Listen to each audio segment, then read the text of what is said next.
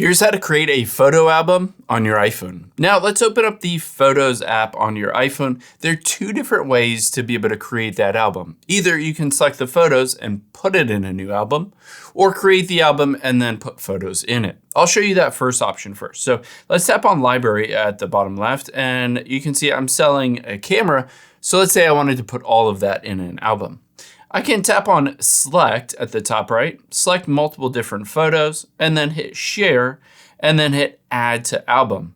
You'll be able to see it says Add to an Album. I can either select an already existing album, or I can just tap on the plus here, and then create a new camera or a new album called Camera, and hit Create.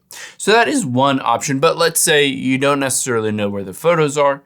You can tap on Collections at the bottom right, and then just scroll down to Albums, open that up, go to Albums, tap on the plus at the top right, and create New Album.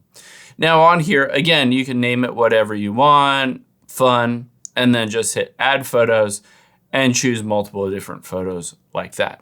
Now, after you've done that and created the album, keep in mind you can always share that. Let's go into the camera album here. You can see here's that camera album. I can hit play and it will automatically start playing a cool video of all those photos. However, I can also tap on those three dots at the top right. And from here, I can tap on share if I wanted to, and I can share it with somebody. I can even add this as a shared album if I wanted to, or just text it to someone, email it to someone. And of course, I can always remove or add photos if I wanted to as well.